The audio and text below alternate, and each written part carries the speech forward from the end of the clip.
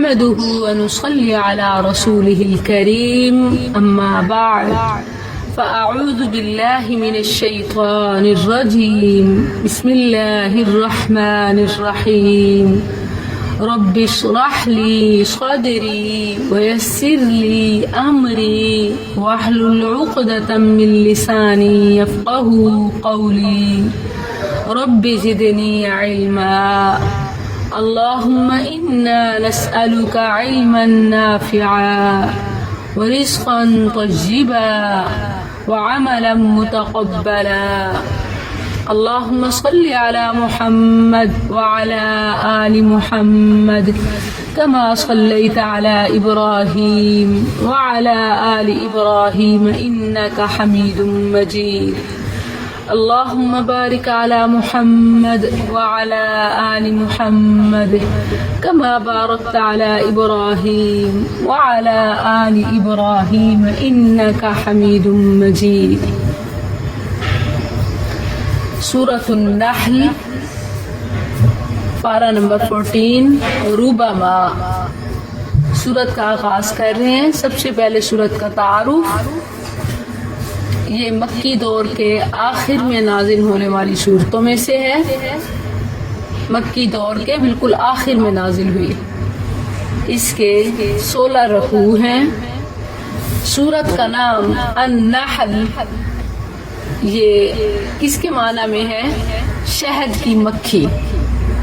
النحل شہد کی مکھی. اس سورت کا نام اس کی آیت 28 میں آیا. 68 اس سورت کا نام آیت 68 میں آیا. وَأَوْحَى رَبُّكَ إِلَى النَّحْلِ اور تیرے رب نے شہد کی مکھی کی طرف وحی کی. وحی سے کیا مراد ہے اور یہ کیا پیغام تھا، کیا سبق ہے، تو یہ ہم اس آیت سے پڑھیں گے. ابھی پہلے سورت کا تعارف اور آغاز دیکھیے.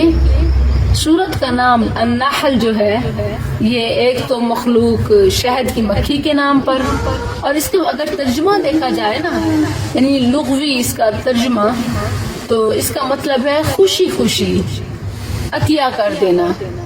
شہد کی مکھی خوشی خوشی کیا عطیہ کرتی ہے؟ شہد.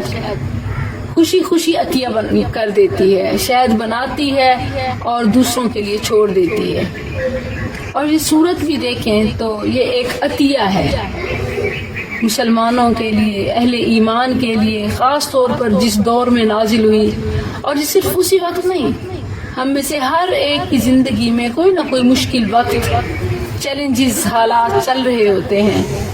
تو اس صورت کا پیغام، اس صورت کی آیات گویا ہمارے لیے اپنی زندگی کے چیلنجز میں عطیہ ہے، تحفہ ہے کہ دیا جانے والا سبق ہمیں مشکلات میں امید کا پیغام، خوشیوں کا پیغام دے سکتا ہے. آئیے سورت کا آغاز کرتے ہیں اور دیکھیں کہ سورت کے آغاز میں جو نبی صلی اللہ علیہ وسلم کو چیلنج درپیش تھے، جو اعتراضات فیس کرنے پڑتے تھے، اس کا جواب ہے. وہ کبھی کہتے کہ قیامت کب آئے گی، کبھی کہتے کہ عذاب کب آئے گا، کبھی کہتے کہ آپ کو پھر فتح کب ملے گی، اس طرح کے. تو شروع میں ہی اللہ نے اس کا جواب دیا کہ اتا امر اللہ فلا تستعجلوا. اور صرف وہ کفار ہی نہیں بلکہ اکثر مسلمان بھی کافروں کی تباہی اور اپنی کامیابی کے لیے اکثر یہ کہتے رہتے ہیں کہ متى نصر اللہ حتى يقول الرسول والذین آمنوا معه متى نصر اللہ الا ان نصر اللہ قریب. تو اسی پیغام کو اللہ عز و جل نے سورت کا آغاز رکھا. سورۃ النحل مکی سورت ہے. بسم اللہ الرحمن الرحیم. اتا آ پہنچا، آ گیا، امر اللہ اللہ کا حکم. اب سوال یہ ہے کہ وہ تو قیامت کو مانگتے تھے، جیسے مختلف مقامات پہ قرآن میں آپ پڑھتی ہیں اجان مرساها متى هذا الوعد عجل لنا قطنا قبل يوم الحساب اور وَيَسْتَعْجِلُونَكَ بِالْعَذَابِ यस्तअजिलूनक बिलअज़ाब, वो तो अजाब और क़यामत ये मांगते थे, तो बजाय इसके ये फरमाया जाए कि बहुत करीब है या आने वाली है, ये क्यों फरमाया अता, आ गया। इसका जवाब ये है कि उन सीगों में भी आया है, जैसे आजिफतिल आजिफा या इक़्तरबतिस साआ या इक़्तरब लिन्नास हिसाबुहुम, ये सीगे भी आए हैं। लेकिन अता फेल माजी है, और मुस्तकबिल की बात जब माजी के सीगे में बताई जाए तो इससे बात की कतईयत, हतमियत यकीनी होती है। जैसे क़यामत आएगी, सूर फूंका जाएगा, फूंका जाएगा, इसको फेल माजी में बताया, वनुफिखा, फूंक दिया गया, यानी ये बात समझो ऐसी है जैसे हो चुकी हो। किसी बात का फ्यूचर में होना जो इस कदर गारंटीड हो, पक्का हो, हतमी हो, जैसे कोई बात हो चुकी हो तो वो अटल होती है, उसको टाला नहीं जा सकता, उसमें कोई शक नहीं होता। तो फ्यूचर की बात माजी के सीगे में, पास्ट में बताने से मकसूद उसका यकीनी होना होता है। तो फरमाया अता, आ पहुंचा, आ गया, क्या? अम्रुल्लाह, अल्लाह का हुक्म। अब अल्लाह का हुक्म कौन सा? अब ये चूंकि मक्की दौर के आखिरी सूरतों में से है, तो क्या उन्हें फरमाया जा रहा है, क्या बताया जा रहा है? यानी हिजरत का हुक्म आ गया, हिजरत होने वाली है और हिजरत की सूरत में तुम्हारी बर्बादी है। अता अम्रुल्लाह, हुक्म नामा अल्लाह का जारी हो चुका है। अम्र हुक्म, अल्लाह का हुक्म जारी हो चुका है, बस हिजरत की देर है, तुम्हारी बर्बादी तुम्हारे सरों पे है। तो बाज़ मुफस्सिरीन ने अम्रुल्लाह से मुराद हिजरत ली, और इसी तरह बाज़ ने अजाब लिया और बाज़ ने क़यामत। और क़यामत भी कोई दूर नहीं है, क्योंकि नबी सल्लल्लाहु अलैहि वसल्लम ने फरमाया आना वस्साअह कहातैन, मैं और क़यामत जैसे दो मिली हुई उंगलियां हैं, दरमियानी उंगली हाथ की और शहादत की उंगली बिल्कुल ऐसे ही है कि इसके दरमियान में और कोई फासला नहीं है, कोई बड़ी चीज नहीं है, कोई और नबी रसूल नहीं है। तो हम ऐसे ही है, मैं और क़यामत मिली हुई है। तो ये जो भी चीज आनी होती है ना, आने वाली होती है, वो ऐसे समझा चुकी है। अता अम्रुल्लाह, तो इसमें क़यामत भी, अजाब भी, हिजरत की सूरत में बर्बादी भी, तमाम अल्लाह के हुक्म शामिल हैं। अता, आ गया, आ पहुंचा, अम्रुल्लाह, अल्लाह का हुक्म, फला तस्ताजिलू, सो तुम उसे जल्दी तलब ना करो। उजलत से तस्ताजिलू, और सीन और ता का इजाफा ये तलब करने के माना में, तुम जल्दी तलब ना करो, तुम ना मांगो, मुतालबा ना करो। क्यों? क्योंकि वो तो ऑलरेडी डन हो चुका, आ गया है। तुम्हें कहने की, एतराजात करने की, मुतालबे करने की जरूरत नहीं है, ये हो चुका है फैसला। ये ऐसे समझो जैसे डन है। अता अम्रुल्लाह फला तस्ताजिलू, कुफार का मुतालबा था, वो अजाब को जल्दी मांगा करते थे, वो इस्ताजिलूना का, और कहीं है इस्ताजिलूना का बिल अजाब, और वो कहते थे कि अज्जिल लना क़ित्तना, अज्जिल भी देखें उजलत से। तो उन्हें क्या जवाब दिया जा रहा? फला तस्ताजिलू, तुम्हें मांगने की जरूरत नहीं है, तुम्हें जल्दी मचाने की, जल्दी तलब करने की जरूरत नहीं है। अता, ये तो हो चुका है, ये आ चुका है। सुबहाना, वो पाक है, कौन? अल्लाह, जिसका हुक्म आ चुका है। व ताला, और बुलंदो बरतर है, बुलंदो बाला है, बरतर है। अम्मा, उससे जो युश्रिकून, वो शरीक ठहराते हैं।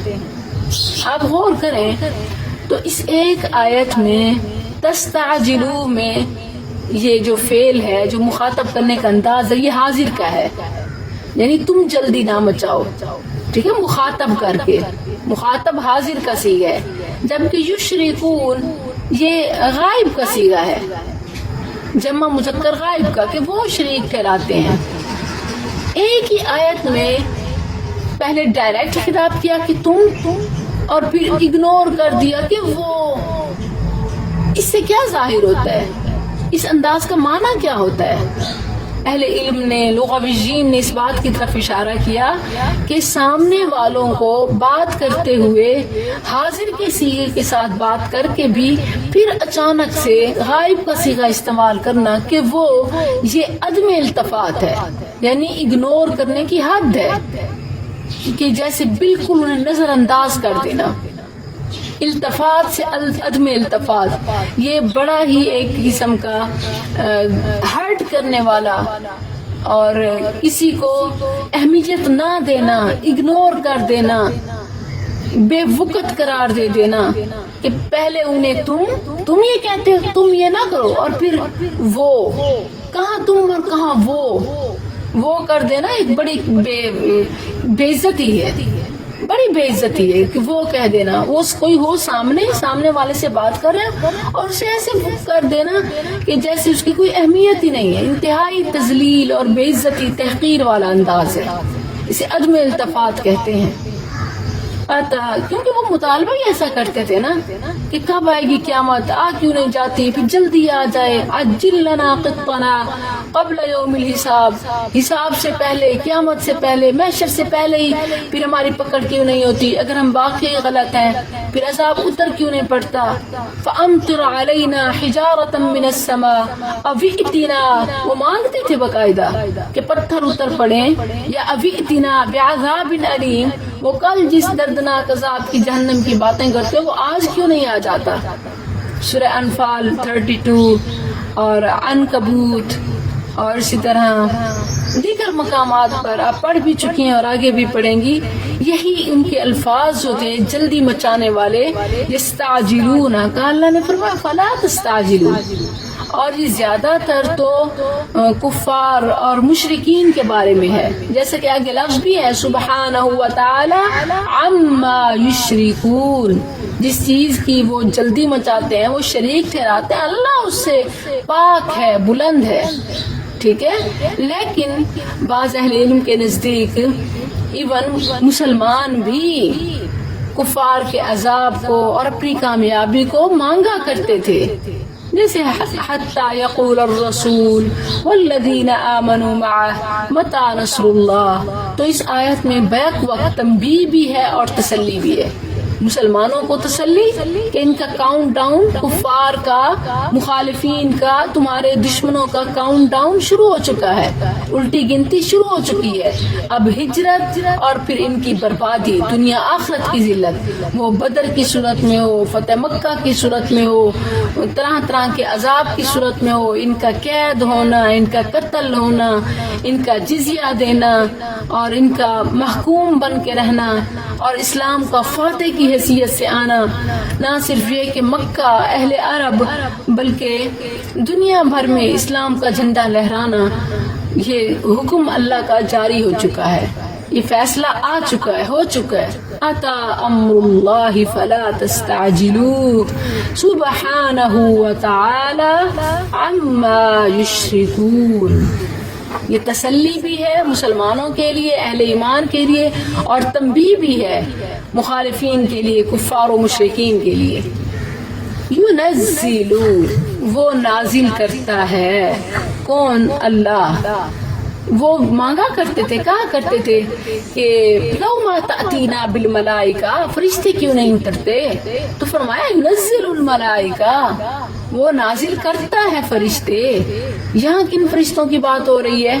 وہ بھی وحی کی بات کرتے تھے نا کہ وحی آتلہ ہوئے، نبی صلی اللہ علیہ وسلم سناتے ہوئے، کوئی فرشتہ کیوں نہیں ہمارے سامنے آتا؟ اللہ نے فرمایا فرشتہ تو اترتا ہے، ينزل، وہ نازل کرتا ہے، الملائکہ، فرشتے، یا الملائکہ سے مراد جبریل اور وحی کے محافظ فرشتے ہیں، جو جبریل کے ساتھ وحی کی حفاظت کے لیے فرشتے اترتے، وہ تمام فرشتے مراد ہیں۔ یا صرف جبریل کے لیے بھی ملائکہ کا صیغہ ہو سکتا ہے، ملائکہ کا لفظ صرف اکیلے جبریل علیہ السلام کے لیے بھی ہو سکتا ہے، اور یہ تب ہوتا ہے، یعنی ایک کے لیے، واحد کے لیے جمع کا صیغہ تب استعمال کیا جاتا ہے جب کوئی وہ بڑی اہم شخصیت ہو، تو ملائکہ میں جبریل علیہ السلام کا مقام بلند ہے، معلوم ہے. تو یا صرف ان کے لیے الملائکہ سے مراد جبریل بھی، اور اہم شخصیت کے لیے جمع کا صیغہ آتا ہے، ٹھیک ہے. اور جمع اس لیے بھی کہ وہی اترتے ہوئے جبریل کے ساتھ آگے پیچھے محافظ فرشتے بھی ہوا کرتے تھے جو شیاطین سے، جنات سے حفاظت کرتے ہوئے نبی صلی اللہ علیہ وسلم کے دل میں پہنچاتے، اتارتے اللہ کا پیغام ایز اٹ از. تو ینزل، وہ نازل کرتا ہے، الملائکہ، فرشتے، کس چیز کے لیے؟ بالروح، یہاں روح سے مراد وحی ہے، وحی کے ساتھ. اچھا، روح کہتے کسے ہیں؟ اس چیز کو جس سے زندگی حاصل کی جائے، حقیقی زندگی، دل کی زندگی اور اخروی زندگی تو وحی کے ساتھ ہی حاصل ہوتی ہے. اسی لیے وحی کو ہی روح قرار دیا گیا. قرآن کریم میں روح مختلف معنی میں آیا، انسانی روح کے لیے بھی اور حقیقی روحانی زندگی کے لیے بھی، اخروی زندگی کے لیے بھی، تو وحی کے لیے بھی. یہاں مراد وحی ہے. اور یہ صرف یہی نہیں ہے بلکہ کئی مقامات پر وحی کے لفظ کو پھر ساتھ روح کا لفظ ذکر کر کے ذکر کیا. یعنی یہ ہم اپنی طرف سے یا روح سے مراد وحی نہیں لے رہے، بلکہ جیسے قرآن کی بعض آیات بعض کی تفسیر کرتی ہیں تو سورہ شورى آیت 52 دیکھیں، وَكَذَلِكَ أَوْحَيْنَا إِلَيْكَ رُوحًا مِّنْ أَمْرِنَا، وَكَذَلِكَ أَوْحَيْنَا، اور اسی طرح ہم نے وحی کی، إِلَيْكَ، آپ کی طرف، رُوحًا مِّنْ أَمْرِنَا، اپنے حکم سے ایک روح کی. تو وحی کے ساتھ اللہ نے روح کا لفظ خود ذکر کیا. اوحینا الیک روحا، ہم نے آپ کی طرف وحی کی روح. یہاں کس چیز کو؟ قرآن کو، پیغام کو وحی قرار دیا جا رہا ہے اور روح قرار دیا جا رہا ہے. اوحینا، ہم نے وحی کی، الیک روحا، آپ کی طرف روح، روح کی وحی کی. یعنی قرآن اور اس کی تفسیر جو کچھ بھی ہم آپ پر اتارتے ہیں وہ روح ہے. وحی کو اللہ تعالیٰ نے روح قرار دیا.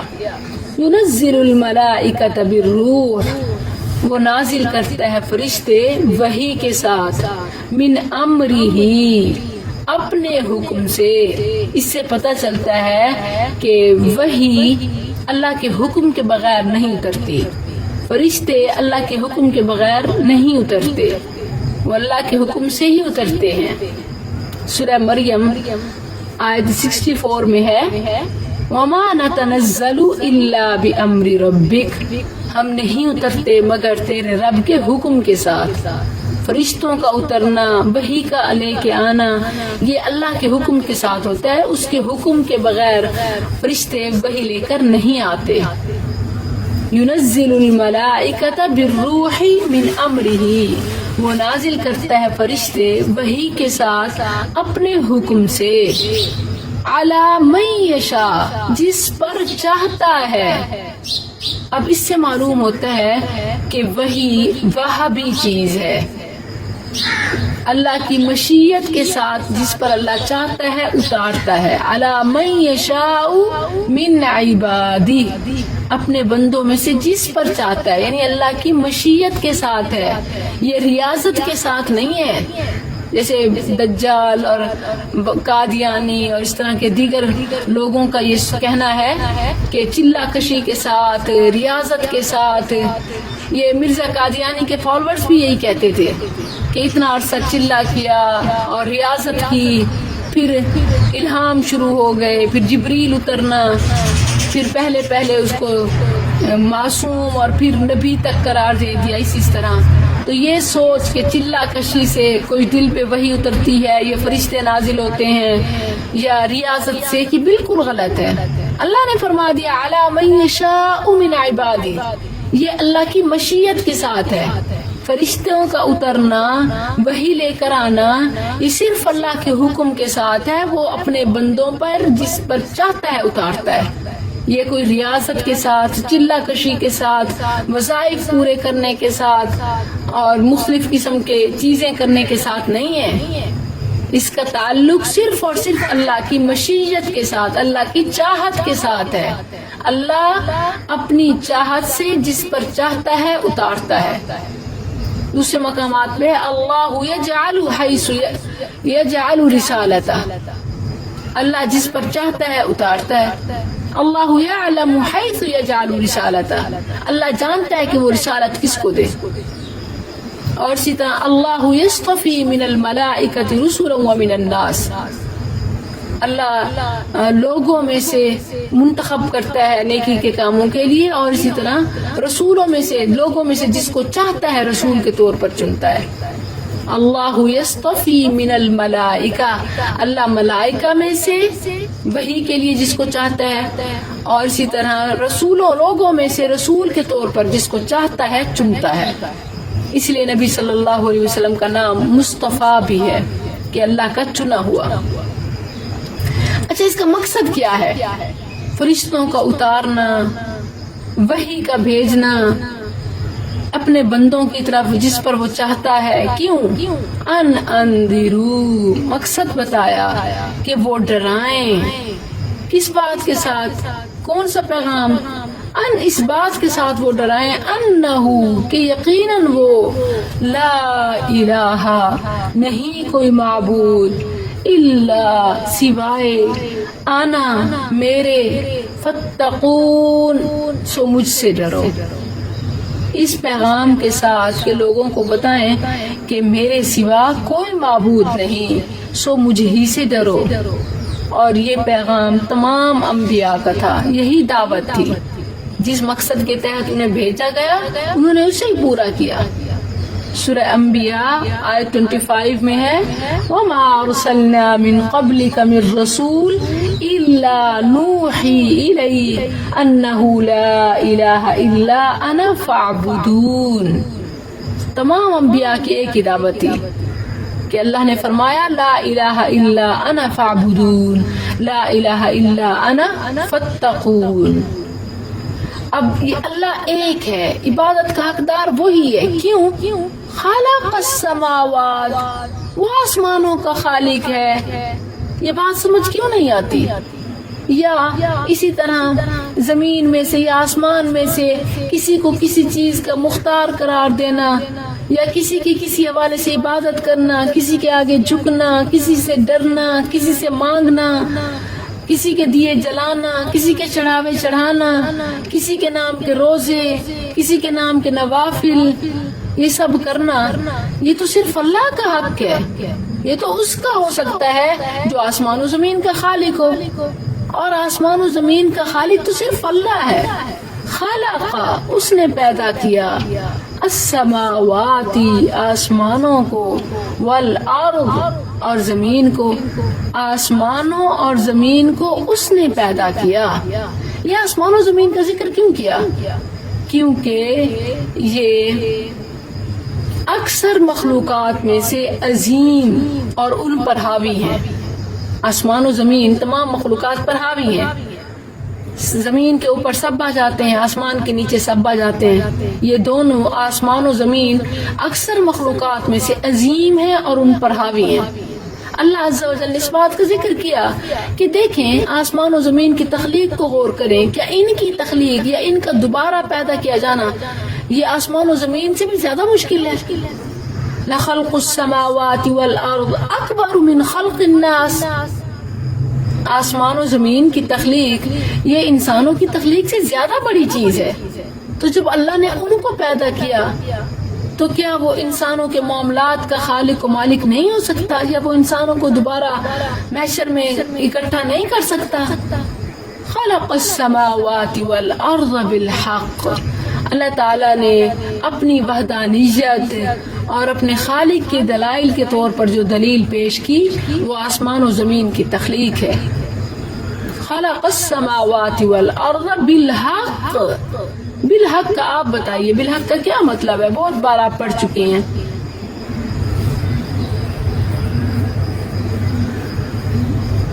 آواز آ رہی ہے زوم کلاس؟ جی پراپر وے سے بالحق ایسے ہے حق حقیقت سے یعنی سچ میں خالق اسی نے ہی پیدا کیا ہے یعنی یہ بات حق ہے سچ ہے. جیسے اللہ کا نام یہ الحق الوکیل الحق یعنی حقیقی خالق سچا خالق وہی ہے سچ میں. جیسے ہے نا خلق السماوات والارض بالحق یعنی آسمان و زمین کا خالق سچ میں اللہ ہے. ایک تو اللہ سچ میں خالق ہے پھر اس نے اس کو سچائی کے ساتھ بالحق یعنی بالحکمت اس نے اس کو با مقصد پیدا کیا ہے.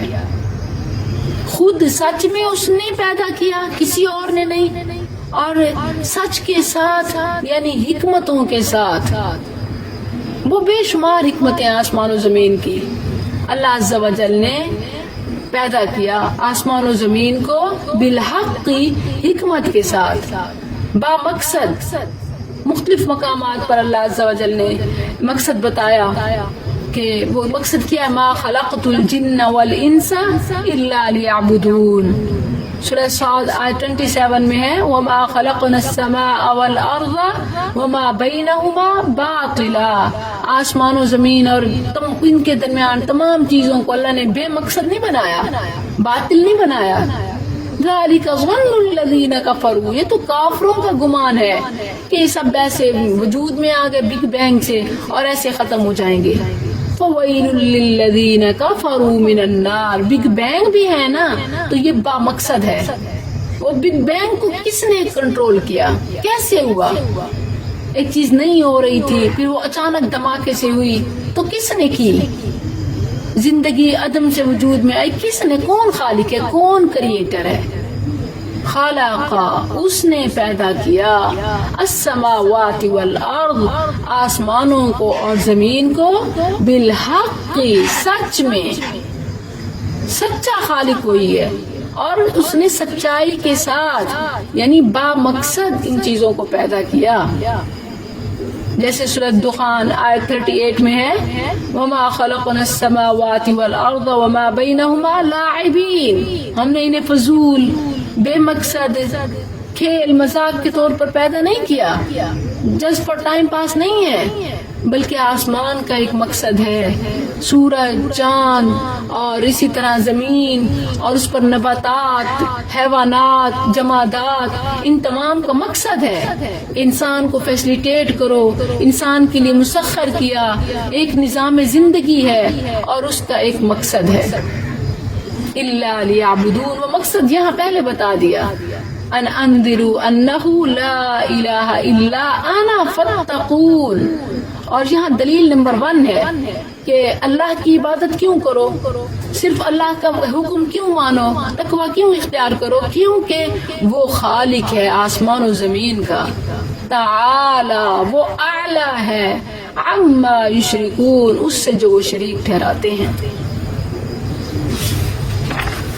خلق الانسان آسمان و زمین کی تخلیق کے بعد اب اس میں رہنے والا انسان اس کا ذکر کیا.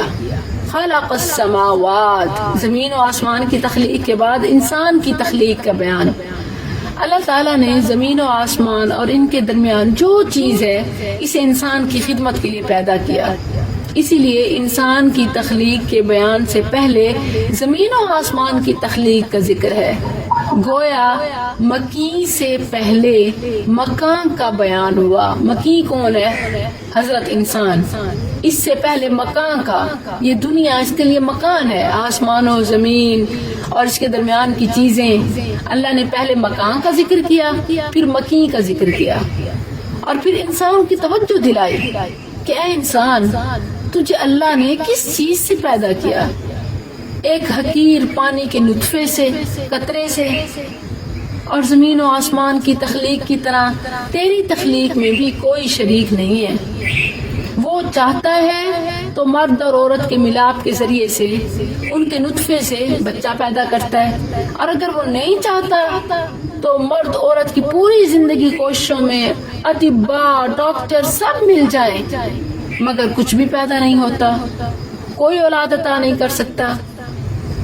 اس حقیقت کے باوجود انسان نہ صرف اللہ کے ساتھ دوسروں کو اس کا شریک بناتا ہے بلکہ شرک کے من گھڑت دلائل بھی دیتا ہے اور اپنے مرنے کے بعد اٹھنے کا انکار ہی کر دیتا ہے. تو وہ اپنی تخلیق کو کیوں نہیں دیکھتا کہ وہ کیسے عدم سے وجود میں آیا؟ تو ایک چیز جو نہیں تھی اللہ نے پیدا کر دی، تو کیا اس کو ریکریٹ کرنا کوئی مشکل ہے؟ کیونکہ یہی اصل ان کا جھگڑا تھا. کافر کیوں کافر ہوتا ہے؟ اس کے کفر کی وجہ کیا ہوتی ہے؟ کیونکہ اس کو مرنے کے بعد جی اٹھنے کا یقین نہیں ہوتا. تو اللہ تعالیٰ نے اسی بات کی طرف اشارہ کیا کہ خلق الانسان، اس نے پیدا کیا انسان کو من نطفہ، نطفے سے. اب ہر انسان کی تخلیق نطفے سے ہوئی ہے اور یہ قرآن کریم میں بارہا فرمایا. سورہ طارق ہے، سورہ دہر ہے، سورہ آل عمران اور اسی طرح سورہ النساء، سورہ المؤمنون، کئی مقامات ہیں جہاں اللہ تعالیٰ نے، بلکہ اس نطفے کا آپ دیکھیں تو اس نطفے کی تفصیل بھی ہے. سورہ قیامہ 37 میں ہے نطفۃ من منی یمنا، منی کا نطفہ. سورہ دہر آیت 2 ہے نطفۃ امشاج نبتلی فجعلناہ سمیعا بصیرا. اور اگر آپ سورہ یاسین دیکھیں آیت 77 سے تو وہاں مکمل تفصیل ہے. یعنی یہاں جو یہ بات آئی ہے نا خلق الانسان من نطفۃ فاذا هو خصیم مبین، He created man from a sperm drop, then at once he is a clear adversary.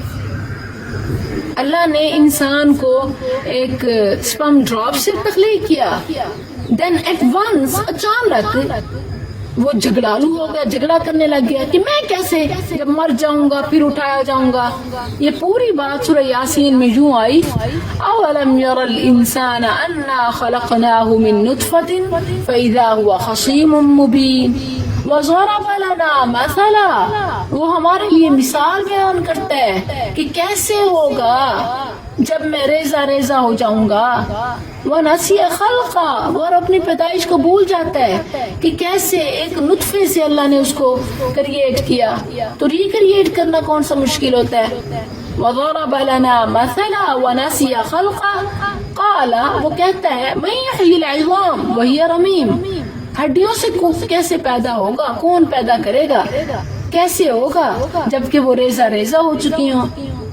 قل، کہہ دیجئے یحییھا الذی، اسے وہ زندہ کرے گا انشأھا اول مرہ، جس نے اسے پہلی بار پیدا کیا. وہو بکل خلق علیم، وہ ہر پیدائش کے مرحلے کو جاننے والا ہے. جس نے پہلی بار کیا وہ دوسری بار کیوں نہیں کر سکتا؟ یہ کون سی مشکل بات ہے؟ تمہیں اپنی تخلیق بھول گئی. خلق الانسان من نطفہ. اچھا، اس آیت میں اگر آپ دیکھیں تو اس کی دو تفاسیر ہیں.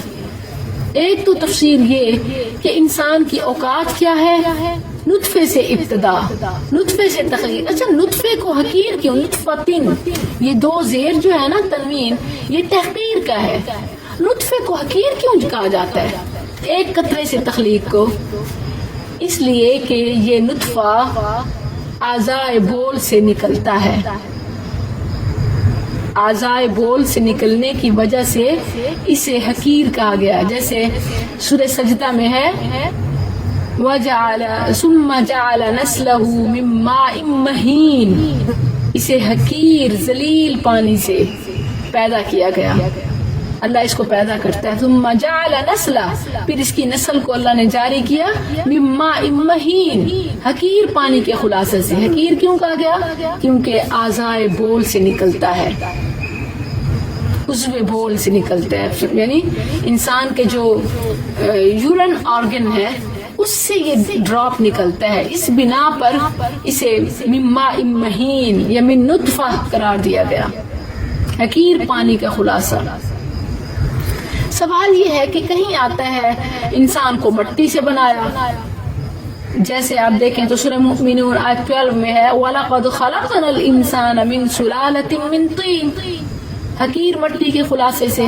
اور کہیں ہے من نطفہ نطفے سے، تو انسان کی تخلیق مٹی سے ہوتی ہے، مٹی سے ہوئی ہے یا نطفے سے؟ آپ جواب دیجیے۔ انسان کی تخلیق تو مٹی سے ہوئی تو ظاہر اللہ تعالیٰ نے پلیز اسپیک لاؤڈ، اونچا بولیے، اونچا بولیے۔ انسان کی تخلیق جو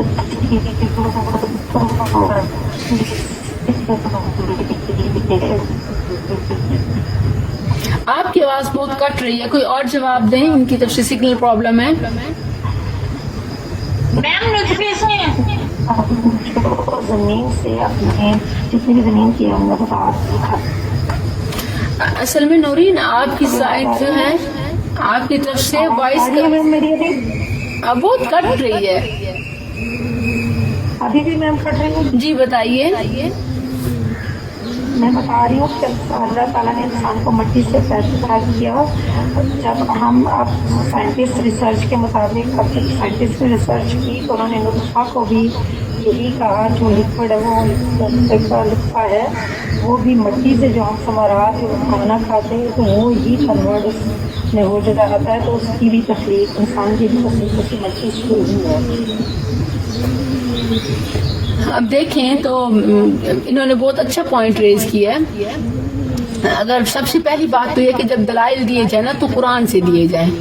اگر قرآن میں بھی ہم دیکھیں سورہ سجدہ کا جو مقام ہے، آیت 7، 8، 9، اس نے دونوں چیزوں کو دیکھیں۔ قرآن کریم میں بعض مقامات پہ آیا کہ من سلالۃ من طین، انسان کی تخلیق ہوئی مٹی سے، خلق الانسان من طین، اور کہیں آیا من ماء، اور کہیں آیا من نطفہ۔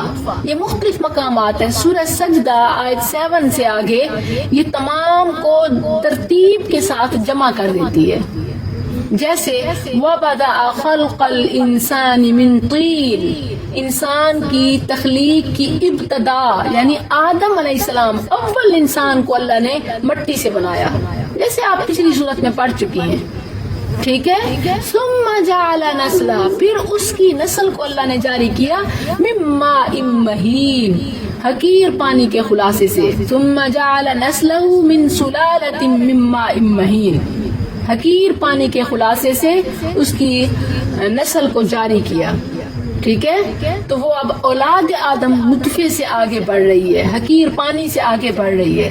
اس کی اول آغاز، ابتدا، اول انسان وہ پورا، وہ کسی نطفے سے نہیں، کسی پانی سے نہیں، بن ماں باپ کے ٹوٹل مٹی سے بنایا اللہ نے۔ آپ پڑھ چکی ہیں نا؟ تو جہاں آتا ہے نا خلق الانسان من طین، وہ اول انسان کی طرف اشارہ ہوتا ہے، اور اول انسان ہوگا تو پھر باقی انسان ہوں گے نا۔ تو اس لحاظ سے انسان کی تخلیق، حضرت انسان کی تخلیق، بنی نوع انسان کی تخلیق مٹی سے ہوئی۔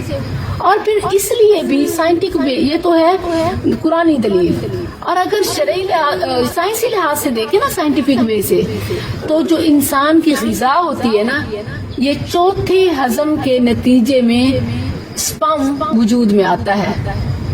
سپرم کیسے بنتا ہے؟ ڈیڈ کا تو نہیں بنتا، زندہ انسان جو کچھ کھاتا ہے نا، پہلا مرحلہ، دوسرا مرحلہ، پہلے مرحلے میں وہ جسم کا حصہ بنتا ہے، پھر دوسرے مرحلے میں طاقت ملتی ہے، اور تیسرے خوراک کے ہضم ہونے کے مرحلے میں خون بنتا ہے، اور چوتھے مرحلے میں، چوتھے ہضم ہونے کے نتیجے میں سپرم وجود میں آتا ہے۔ اور اسی سے وہ خوراک کہاں سے آئی ہے؟ مٹی سے، یعنی زمین سے ہی جو غذا اگتی ہے، نکلتی ہے، ملتی ہے، وہ انسان کھاتا ہے، پہلا ہضم ہوتی ہے، پہلا مرحلہ، دوسرا مرحلہ، تیسرا مرحلہ، جب چوتھا مرحلہ ہوتا ہے نا، پھر وہ نطفہ بنتا ہے، اور اس سے انسان کی تخلیق ہوئی۔ تو یہ مراحل ہیں۔ اگر اوور آل دیکھا جائے تو پہلا مرحلہ آدم علیہ السلام کا مٹی کا، دوسرا مرحلہ ان کی اولاد کا نطفے کا، اور اگر ہر انسان کا بھی چیک کیا جائے نا، تو وہ غذا جو اسی زمین سے، اسی دھرتی سے، اسی مٹی سے کھاتا ہے، اسی کے ہضم ہونے کے مرحلوں میں سے چوتھے مرحلے میں جا کے وہ نطفہ بنتا ہے، جس سے انسان وجود میں آتا ہے۔ تو سبحان اللہ، تو وہ پراپر ایک اگر یعنی ہر لحاظ سے دیکھا جائے ان جنرل اور ان اسپیشل تمام لحاظ سے انسان کی تخلیق کے مراحل ہیں. بالکل ایسے ہی جہاں کہیں تراب کا لفظ آیا, کہیں طین کا لفظ آیا, کہیں حما کا, کہیں حما مسنون کا, کہیں صلصال کا, تو وہ مٹی کے مختلف مراحل ہیں, سٹیپس ہیں. پہلے مرحلے سے ذکر کیا تو تراب, اور پھر درمیانے یا آخری کے حساب سے وہ الفاظ. اور اسی طرح اگر انسان کی خوراک کی بات کی, اسی زمین سے اس کے تعلق کی بات کی, مٹی کی بات کی, تو خلق الانسان من طین. اور اگر پھر وہ آخری مرحلے کی بات کی تو ثم جعل نسلہ من سلالۃ من ماء مہین.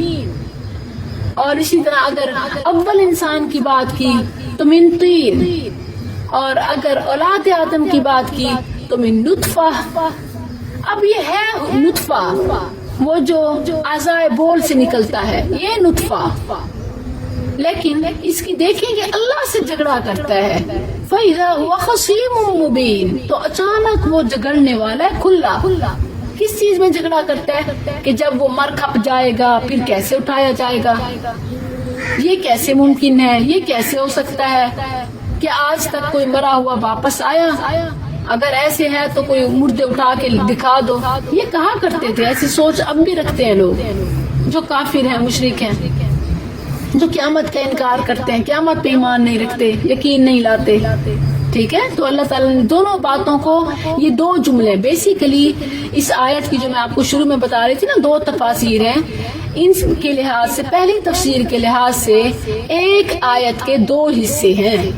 پہلا حصہ خلق الانسان من نطفہ, انسان کی اوقات. دوسرا حصہ کہ وہ اوقات سے کیسے باہر ہو جاتا ہے, کیسے وہ اپنے آپ کو سب کچھ سمجھ لیتا ہے. فَإِذَا هُوَ خَصِيمٌ مُبِينٌ, وہ واضح اپنے خالق کے بارے میں, جس خالق نے اسے نطفے سے پیدا کیا, عدم سے وجود میں لایا. تو اب یہ اسی خالق کی ریکریشن پر, دوبارہ کھڑے کیے جانے پر, والبعث بعد الموت پر جھگڑنے لگتا ہے, آرگومنٹ کرتا ہے. خصیمٌ, جھگڑنے والا ہے, مبین, کھلا. تو پہلی تفسیر کے حساب سے آیت کے دو حصے ہیں, اور دوسری تفسیر کے لحاظ سے ایک ہی جملہ ہے, خلق الانسان من نطفہ. اللہ کی کمال قدرت دیکھو کہ اس نے نطفے سے انسان کو سوچنے, سمجھنے اور بولنے والا بنایا. نطفے سے فَإِذَا هُوَ خَصِيمٌ مُبِينٌ, ایک نطفہ, کیسے ایک زندہ انسان جو دیکھتا ہے, سنتا ہے, بولتا ہے, سمجھتا ہے. تو یہ اللہ کی کمال قدرت کی دلیل ہے. ٹھیک ہے, تو دونوں معنی اس میں شامل ہیں. پہلا معنی آیت کے دو حصے کیے جائیں, یہ زیادہ راجح ہے, اور یہ بھی مراد ہو سکتا ہے کیونکہ اس کی تفسیر ہمیں سورہ یاسین سے بھی ملتی ہے. یہی الفاظ ہیں جیسے یہاں ہے نا کہ وہ خلق الانسان من نطفۃ فاذا هو خصیم مبین, وہ ہے اولم ير الانسان انا خلقناه من نطفۃ فاذا هو خصیم مبین. پھر بات کو آگے جاری کیا, وضرب لنا مثلا ونسي خلقه قال من يحيي العظام وهي رميم قل يحييها الذي انشأها اول مرة وهو بكل خلق عليم. تو اگر آپ سے اس آیت کی تفسیر پوچھی جائے تو آپ ایسے ہی بتائیے گا کہ دو تفاسیر ہیں. ایک تو یہ کہ انسان کا اپنے رب کے بارے میں آرگومنٹ کرنا کہ وہ مجھے ریکریٹ کیسے کرے گا, اور اس کی دلیل سورہ یاسین سے ہمیں ملتی ہے. اور وگرنہ اچھا بیٹا وائل یہاں زوم کلاس کے لیے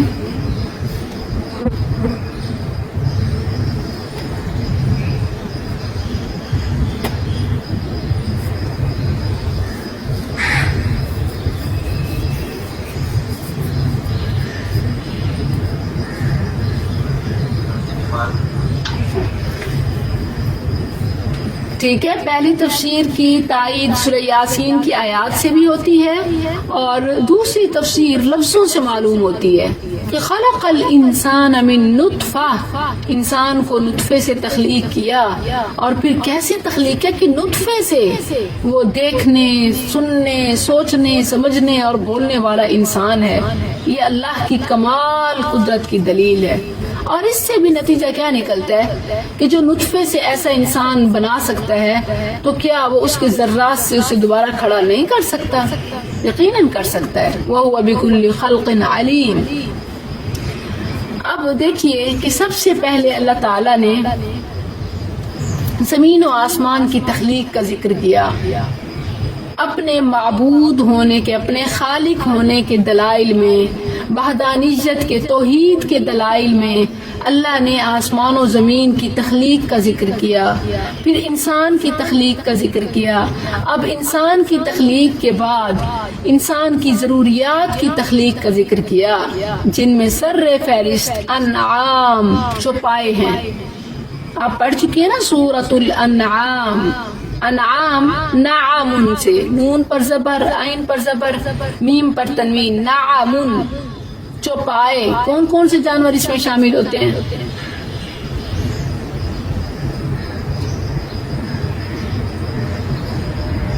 تفصیل سے پڑھ چکی ہیں۔ اونٹ، گائے، بھیڑ، بکریاں، یہ ہیں انعام، ٹھیک ہے۔ والانعام خلقها، اور چوپائے اسی نے پیدا کیا ان کو، لکم تمہارے لیے۔ اب یہاں دیکھیں بات ایک پیغام ہے کہ پیچھے جتنی بھی مخلوقات کا ذکر ہوا، آسمان و زمین ہو اور پھر یہ انعام ہو، یہ اللہ نے کس کے لیے پیدا کیا؟ کیا ایک رسول اللہ صلی اللہ علیہ وسلم کے لیے کائنات سجائی اے نبی تیرے لیے؟ نہیں، لکم جمع کا صیغہ ہے، تمہارے لیے۔ فیہا دفء، اس میں گرم سامان ہے۔ ذرا سوچئے، بتائیے کہ انعام میں کیا گرمائش ہے، کیسے کیسے گرمائش حاصل ہوتی ہے؟ انعام سے حرارت حضرت انسان کیسے کرتا ہے بتائیے؟ آپ دیکھیں نا ان کی اون سے، ان کی جو کھال وغیرہ کی سے لباس وغیرہ بنتا ہے۔ بالکل، آپ دیکھیں کہ وولن جو ہے یہ ڈریسنگ میں سے، کلوتھ میں سے سب سے گرم لباس ہے وولن، اور یہ اس کی وول سے حاصل ہوتا ہے۔ اور اس کے علاوہ اور گرمائش ہے، یہ تو پہناوا ہو گیا۔ اور ان کے دودھ سے بھی یہ طاقت وغیرہ جسم کو جو ملتی ہے، گوشت سے بھی بالکل اچھا ہے پینا۔ اچھا آپ دیکھ لیں تو ان کے مطلب ان کے پہناوا بھی انسان کو حاصل، تو گرم پہناوا بھی حاصل ہو گیا۔ اور جتنا آپ دیکھیں کہ سردیوں کی جو میٹھی سوغات ہے، گجریلا ہو، ڈفرینٹ ڈیزرٹ ہوں، سویٹس، وہ جو گرمیوں میں، سردیوں میں گرم رکھنے کے لیے کھائی جاتی ہیں، وہ سب انعام سے ہی تو حاصل ہوتی ہیں۔ ان کے دودھ سے، ان کے گوشت سے حرارت، پروٹین حاصل ہوتی ہے جو جسم میں گرمائش کا ذریعہ ہے، تاکہ سبزیوں سے وہ حرارت، وہ پروٹین، وہ انرجی نہیں ملتی جو کیلوریز اور جو پاور پروٹین سے، گوشت سے ملتی ہے، ٹھیک ہے۔ لکم فیہا دفء۔ اچھا یہ ہو گیا کھانے میں، پینے میں، پہننے میں، اور ان کی گوبر سے جو ہم وہ بھی یوز کرتے ہیں، اس کو سکھا کے جو ہم آگ کے لیے بھی یوز، بالکل ان کے اچھا نہ صرف یہ بلکہ انجن تک چلائے جاتے ہیں اب تو، اس کی جو بایو گیسز ہیں اس کے ساتھ باقاعدہ ایون گاڑیاں چلانا، ہیوی مشینری، فیکٹریز کے انجن، اور ہو سکتا ہے فیوچر میں پلینز، اس سب پر کام ہو رہا ہے۔ تو لکم فیہا دفء، اور اس جینا جی کے علاوہ وہ خاص جو ہے بالکل بالکل وہ بھی دفء ہے۔ اس کے نہیں کوئی چیز، گوشت سے لے کے دودھ، ہڈیاں، میڈیسن، علاج، اور اسی طرح پہناوا، سب اس سے، پینا، رہنے میں آپ دیکھیں کہ انہی کی ایون جلد سے لیدر، اور اس لیدر کے ساتھ نہ صرف یہ کہ انسان کا لباس بلکہ گھر، یہ جو کیمپ وغیرہ ہے خاص طور پر ٹریولرز یوز کرتے ہیں کیمپنگ، وہ سب لکم فیہا دفء، کیمپ کا ایک خیمہ گھر، وہ ان کو ایون برف کے ماحول میں بھی گرمائش پہنچا رہا ہوتا ہے۔ اچھا، نہ صرف یہ کہ اس کی جلد سے حاصل کیا گیا جو ایک کھال ہے اس کے ساتھ کیمپنگ، بلکہ ایون آپ دیکھیں کہ جو دیہاتوں میں رہتے ہیں، باڑوں میں رہنے والے، یا پھر ایون جن کے باڑے بھی نہیں ہوتے، فارمز بھی نہیں ہوتے، اور سینکڑوں جانور ہوتے ہیں، مالک ان کی حفاظت کے لیے، اس کو مال بھی کہا جاتا ہے، تو اپنے مال کی حفاظت کے لیے مالک کیا کرتا ہے، چارپائی ان کے درمیان میں ڈال کے سو جاتا ہے، اور اس بستر بھی نارمل ہی ہوتا ہے، یعنی جو گھروں میں کوئی ایک آدھ رضائی اور ایک آدھ گدا ہوتا ہے، اسی میں وہ ان جانوروں کے درمیان سخت سردی میں سوئے ہوتے ہیں۔ کیسے؟ کیونکہ ان کا وجود ہی باعث گرمائش ہوتا ہے۔ 2-3 جانور آس پاس کھڑے ہو جائیں تو وہ ایک پورا انوائرمنٹ بام ہو جاتا ہے، ان کے سانس کے ذریعے سے گرمائش ہو رہی ہوتی ہے، ان کے جسم سے گرمائش نکل رہی ہوتی ہے۔ لکم فیہا دفء۔ ایک بات اور بتانا چاہوں گی، یہ جو میڈیسن یوز کرتے ہیں نا، ہارمونل میڈیسن، خاص طور پر جو انسولین وغیرہ ہے، اس میں بھی یہ ہے جانوروں کی ہی اس میں سے پینکریاس میں سے بناتے ہیں۔ ایسے ہے، بالکل ایسے ہے۔ تو جینا، جلانا، رہنا، پینا، پہننا، چلانا، پکانا، سب اب ایون پرانے زمانے کی یہ تو بات ہے کہ کھانے پکائے جاتے تھے اس کے جو گوبر وغیرہ ہے۔ لکم فیہا دفء، اس میں تمہارے لیے گرم سامان ہے، اور صرف یہی نہیں بلکہ ومنافع، اور کئی فائدے۔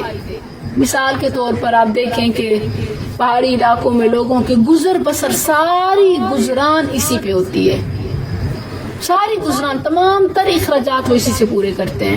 اچھا، دیکھا جائے تو اسی میں مکمل خوراک بھی ہے، یعنی اور کچھ بھی نہ ہو، کوئی بھی کھانے کی چیز نہ ہو، چند بکریاں پال لیں، چند جانور رکھ لیں، تو اس سے کیا ہوتی ہے کہ پوری زندگی انسان کی ساری ضروریات، وہ حتیٰ کہ رسیاں بنا لیتے ہیں، باڑ بنا لیتے ہیں، اور اسی طرح گھروں کی ضروریات پوری کر لیتے ہیں، کھانا پینا پہننا، اس میں تمام تر ایک جانور چلتی پھرتی فیکٹری ہے، اور ایک فیکٹری کے لیے تو کتنا انویسٹمنٹ کرنی پڑتی ہے، اس کی کوئی انویسٹمنٹ نہیں ہے۔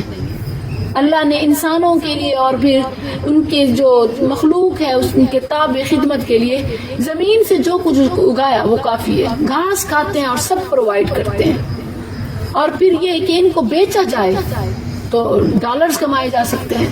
ومنافع، اور کئی فائدے، ومنہا، اور ان میں سے تأکلون، تم کھاتے ہو۔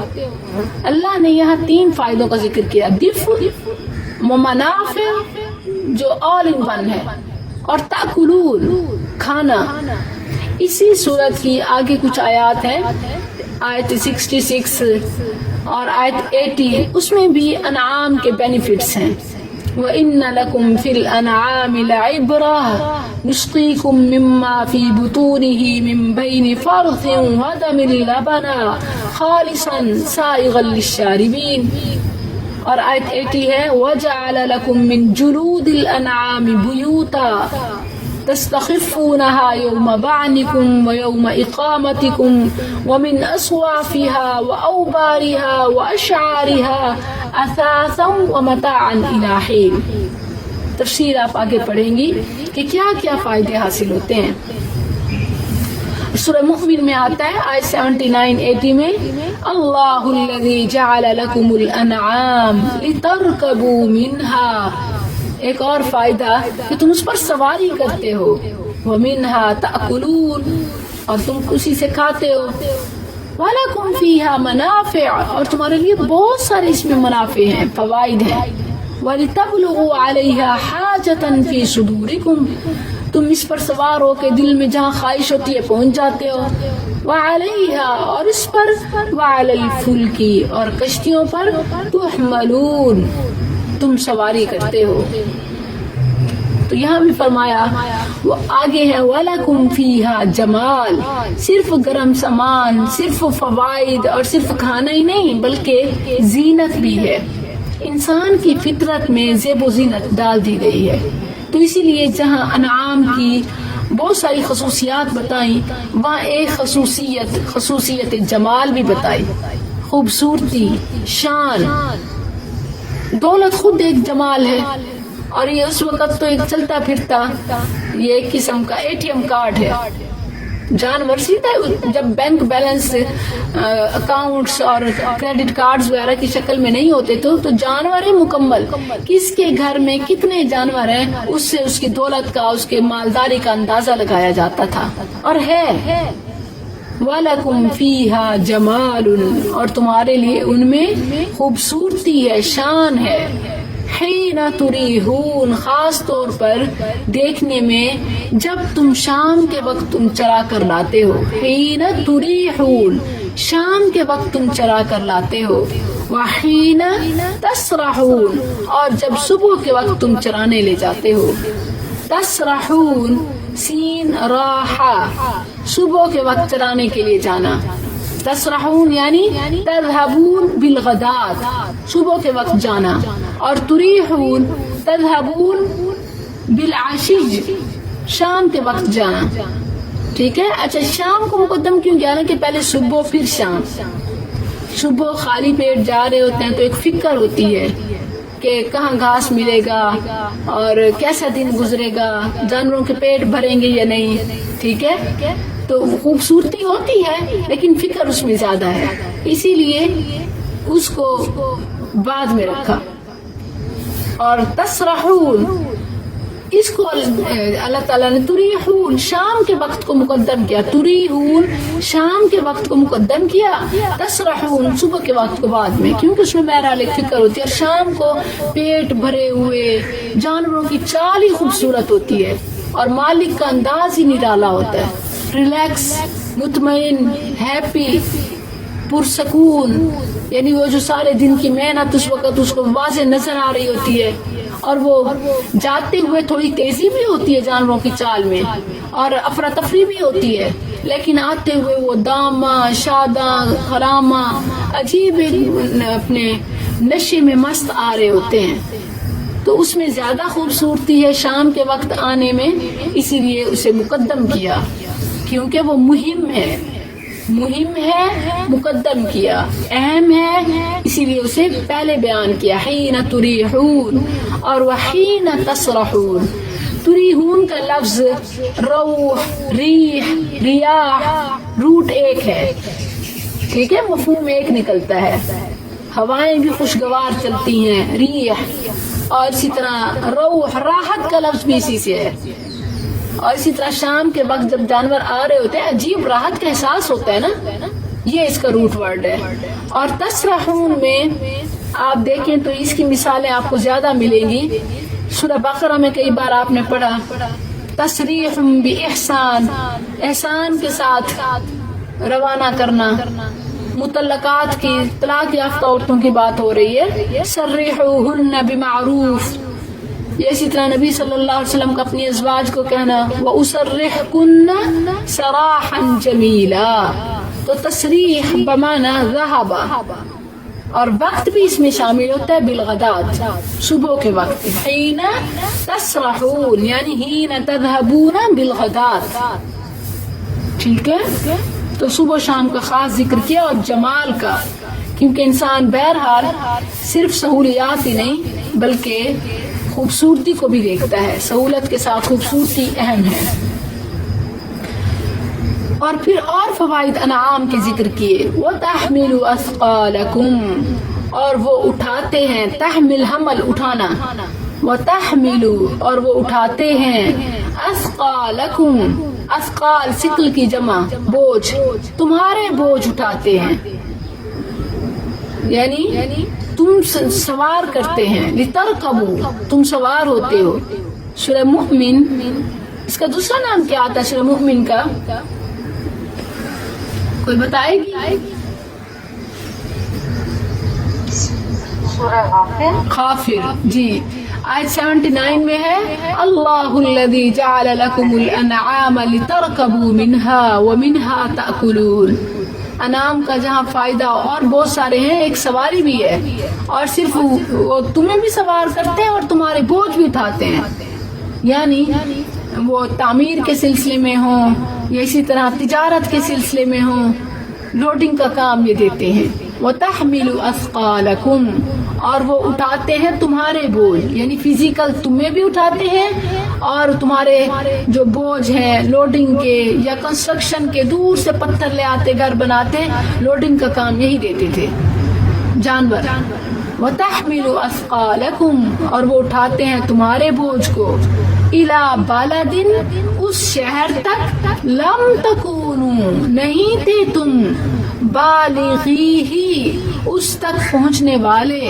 ہاں کا اشارہ کس کی طرف ہے؟ لفظ بتائیں پیچھے سے. شہر کی طرف. بلد، شہر، جی. الا، مگر، بشق الانفس، جانوں کی مشقت کے ساتھ، اپنے آپ کو ہلکان کرتے ہوئے، یعنی خود اٹھا کے جانا پڑے تو لگ پتہ چل جائے. کس طرح یہ تمہارے لیے آسانی کرتے ہیں. یہ ایک تم خود بھی بیٹھتے ہو، سامان بھی اوپر ڈالتے ہو، اور پھر اسی طرح ایون آج بھی دیکھیں، ایون سائنسی دور میں بھی دیکھیں، مشینی دور میں بھی دیکھیں، ابھی تک گدھا گاڑی یا جو مطلب گھوڑے کے ساتھ سواری ہے ابھی تک عام ہے.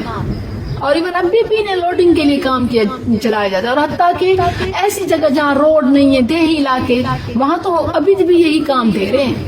وَتَحْمِلُ أَثْقَالَكُمْ إِلَى بَلَدٍ لَمْ تَكُونُوا بَالِغِيهِ إِلَّا بِشِقِّ الْأَنفُسِ.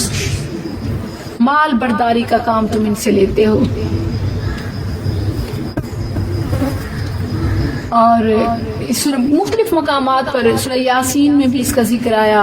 اولم يروا انا خلقنا لهم مما عملت ايدينا انعاما فهم لها مالكون وذللناها لهم فمنها ركوبهم ومنها يأكلون ولهم فيها منافع ومشارب افلا يشكرون. مقصد کیا ہے؟ اپنے رب کو پہچانو اور شکر ادا کرو. ان ربکم، یقیناً تمہارا رب، لرؤوف الرحیم، یقیناً بہت شفیق، بہت رحم کرنے والا ہے، بے حد رحم کرنے والا ہے. یہ اس کی شفقت ہے کہ اس نے انسان سے اپنی عبادت کا کام لیا، عبادت ذمہ لگائی، تو باقی تمام کاموں میں، معاملات میں اس کی خدمت کے لیے اور چیزیں کتنی پیدا کی. انعام سر فہرست ہیں، اور ہر مخلوق انسان کی خدمت میں لگی ہوئی ہے، خواہ وہ بے جان ہی کیوں نہ ہو. کوئی بھی چیز بے مقصد نہیں ہے. وما خلقنا السماء والارض وما بینہما باطلا، اللہ نے با مقصد انسان کو صرف کرنے کے لیے چیزیں بنائیں. والخیل، اور گھوڑے، والبغال، اور خچر، والحمیر، اور گدھے، لترکبوها، تاکہ تم ان پر سوار ہو، وزینت، اور زینت کا بھی باعث ہے. وَيَخْلُقُ، اور وہ پیدا کرتا ہے، پیدا کرے گا، فعل مضارع ہے، مَا لَا تَعْلَمُونَ، جو تم نہیں جانتے. اب یہاں دیکھیں ان چیزوں کا اللہ تعالیٰ نے ذکر کیا جنہیں اس وقت لوگ جانتے تھے حیوانات میں سے. والخیل، والبغال، والحمیر، انعام، ٹھیک ہے. لیکن مشینوں کا، ایروپلین، ہیلی کاپٹر، ٹرین، کار، بائک، مشینری کا، ٹیکنالوجی کا ذکر نہیں کیا، حالانکہ ان کا خالق بھی اللہ ہے. اب کوئی کہہ سکتا ہے کہ انسان نے بنایا، اللہ نے کیسے بنایا؟ لوہا کس نے اتارا ہے؟ لوہا، دیکھیں تخلیق اسے کہتے ہیں جو عدم سے وجود میں لائی جائے. اسے نہیں کہتے کہ جو مختلف چیزوں کو جوڑ کے بنائی جائے، ڈھالی جائے. تخلیق تو اللہ نے کی ہے. لوہا تو اللہ نے، انسان نے لوہا نہیں بنایا. انسان نے اس کو جوڑ کے، اس سے مختلف چیزیں، اس کو ڈھال کے، پگھلا کے مختلف چیزیں بنائی، اور وہ بھی اللہ نے سکھایا. فہم اللہ نے دیا، عقل اللہ نے دی. اللہ کی دی ہوئی عقل سے، اللہ کے دیے ہوئے میٹیریل سے چیزیں بناتا ہے. اور فرمایا وَيَخْلُقُ مَا لَا تَعْلَمُونَ. اہل علم نے اس میں سے ایک اہم نقطے کی طرف اشارہ کیا ہے کہ اگر اس وقت اللہ تعالیٰ ایئرپلین کا یا مختلف مشینری کا، ٹیکنالوجی کا، ایجادات کا نام لے لیتا تو لوگ ماننے سے انکار کر دیتے کہ تو ہو ہی نہیں سکتا. ہو ہی نہیں سکتا کہ کوئی سیکنڈ میں بغیر کسی جان کے، جاندار کے، جانور کے ایک ملک سے دوسرے ملک پہنچ جائے، اور میلوں کا سفر، ہزاروں میں مائلز کا سفر منٹوں میں طے کر لے. انسان مانتا ہے نا، نہیں قرآن کا انکار کر دیتے، کیونکہ الناس اعداء لما جہلوا. انسان اس بات کا دشمن ہوتا ہے جس کو نہیں جانتا، جس کو نہیں جانتا انکار کر دیتا ہے. تو اللہ نے اس کے لیے کیا فرمایا؟ وَيَخْلُقُ مَا لَا تَعْلَمُونَ. اب قیامت تک ہونے والی ایجادات، خواہ وہ سواریاں ہوں یا وہ مشینیں ہوں، جتنی بھی چیزیں ہیں وہ اس میں شامل ہیں. وَيَخْلُقُ مَا لَا تَعْلَمُونَ. اور اب تک بھی اور قیامت تک بھی جتنی ایجادات ہوں گی، خواہ وہ انسانوں کے جانداروں سے خدمات لینے کے حوالے سے ہوں، کوئی اور سواریاں ایسی ہوں، یا پھر یہ کہ وہ مشین کی شکل میں ہوں، ٹیکنالوجی کی شکل میں، تمام اس میں اللہ نے فرمایا وَيَخْلُقُ مَا لَا تَعْلَمُونَ. وہ پیدا کرتا ہے، پیدا کرے گا ایسی چیزیں جو تم نہیں جانتے. اچھا، اس آیت سے بعض نے گھوڑے کی حرمت کی دلیل لی ہے کہ وہ کہتے ہیں کہ پیچھے جو ہے انعام حلال جانوروں کا ذکر ہے، اب چونکہ خچر حرام ہے، گدھا حرام ہے. متفق تمام کا اس بات پر اتفاق ہے کہ خچر اور گدھا یہ کھانا حرام ہے. اور وہ کہتے ہیں کہ چونکہ یہ والخیل والبغار والحمیر لترکبوها آیا ہے، سواری کا آیا ہے، تو اس کا مطلب یہ ہے کہ ان کا کھانا حرام ہے، یعنی وہ گھوڑے کا کھانا بھی حرام سمجھتے ہیں. حالانکہ بخاری کی حدیث ہے، نبی صلی اللہ علیہ وسلم نے گھریلو گدھوں کی حرمت کا بیان جاری کیا. خیبر کے موقع پہ آپ نے فرمایا کہ اب اس کے بعد گدھے، اب دیکھیں یہ سورت تو مکی ہے، تب تک اس سورت کے اترنے تک تو گدھے بھی حرام نہیں ہوئے تھے. گدھے بھی مدینہ میں خیبر کے موقع پر نبی صلی اللہ علیہ وسلم نے حرام قرار دیا، اس سے پہلے نہیں تھے. یعنی جس آیت سے وہ گدھے کے ساتھ گھوڑے کی حرمت کی دلیل لے رہے ہیں، اس آیت سے تو گدھے کی حرمت بھی ثابت نہیں ہوتی، کیونکہ سورت بالاتفاق مکی ہے، اور مکی دور میں گدھے حرام ہی نہیں ہوئے تھے، بلکہ وہ تو مدینہ میں خیبر کے موقع پہ جا کے حرام ہوئے. تو اس سے معلوم یہ ہوتا ہے کہ اس آیت میں حرام حلال کی وضاحت نہیں ہے، اس آیت میں فوائد بتائے جا رہے ہیں، اور فوائد میں سے ایک فائدہ سواری ہے، اور وہ جانور جو سواری میں زیادہ کام آتے ہیں ان کا ذکر کیا، نام لیا، والخیل والبغار والحمیر. اور سب جانتے ہیں مال برداری کے گھوڑا، گدھا، خچر کام آتے ہیں. ٹھیک ہے، اب گھوڑوں کی جہاں تک اجازت کی بات ہے کھانے میں، تو وہ بخاری میں ثابت ہے، نبی صلی اللہ علیہ وسلم نے اجازت دی. اور سوال یہ ہے کہ پھر کھایا کیوں نہیں جاتا؟ خاص طور پر امام ابو حنیفہ کے حوالے سے آتا ہے کہ فقہ حنفی میں اس کا کھانا حرام قرار دیا گیا. کیوں؟ اس کی وجہ یہ ہے کہ گھوڑا بہت قیمتی جانور ہے، جس کو کھانے میں استعمال کر کے ضائع نہیں کیا جا سکتا، ختم نہیں کیا جا سکتا. کیوں؟ کیونکہ یہ جہاد میں کام آنے والا ہے. ایمان کی حفاظت ہے، جہاد ایک اہم فریضہ، گھوڑا جہاد میں کام آتا ہے. ایون کل بھی اور آج بھی، ایون فوجی بھی. آپ خاص طور پر جن کو جو ٹریننگ سینٹرز ہیں، ہارس رائڈنگ باقاعدہ کلبز ہوتے ہیں. یہاں میرے گھر کے ساتھ ہی فوجیوں کی ٹریننگ ہو رہی ہوتی ہے، تو میں دیکھتی ہوں تیر اندازی کے ساتھ گھڑ سواری بھی، وہ گھوڑوں پہ چڑھتے ہوئے تیر اندازی بھی کرتے ہیں، گھوڑے بھگاتے ہوئے. تو چونکہ ایک یہ بہت ہی مہنگی، بہت ہی قیمتی مخلوق ہے، تو اسی لیے اس کو ذبح کے لیے اور بہت سارے آپشنز ہیں، کھانے کے لیے بہت سارے آپشنز ہیں. اسی لیے ایک اہم فریضے کے پیش نظر اس کا کھانا اوائڈ کیا جاتا ہے، پرہیز کیا جاتا ہے، روکا جاتا ہے، تاکہ اس کو جہاد کے مقصد کے لیے استعمال کیا جا سکے. سستے میں اور جانور مل جاتے ہیں، بکری، گائے، اور اسی طرح اونٹ. یہ سستے میں، اگرچہ اونٹ مہنگا ہے، وہ بھی مہنگے ہیں، ویسے ہر چیز مہنگی ہو چکی ہے، لیکن گھوڑوں کی نسبت گھوڑوں کی قیمتیں، خاص طور پر جنگی گھوڑے، آج بھی بہت مہنگے ہیں. تو اسی لیے اس کو سواری کے طور پر استعمال کیا جاتا ہے پبلک میں، یا پھر یہ کہ آرمی میں اس کو جہاد اور جنگوں کے لیے استعمال کیا جاتا ہے، کھانے کے لیے اس لیے استعمال نہیں کیا جاتا، اور یہ شروع سے اس امت میں چلا آ رہا ہے۔ اس کا مطلب یہ نہیں ہے کہ اس کی حرمت ہو گئی، اس کی حلت حدیث سے ثابت ہے، اور یہاں بھی حرمت تو گدھے کی بھی ثابت نہیں ہو رہی۔ یہ آیت تو ان جانوروں کی سواریوں کو بیان کرنے کے لیے ہے مقصود، اس کا مقصود ان جانوروں کی سواری بتانا ہے، کھانے کی حرمت کا اس کا ذکر ہی نہیں ہے، تعلق ہی نہیں ہے۔ ہاں البتہ کھانے میں خیل، بغال، خچر کسے کہتے ہیں؟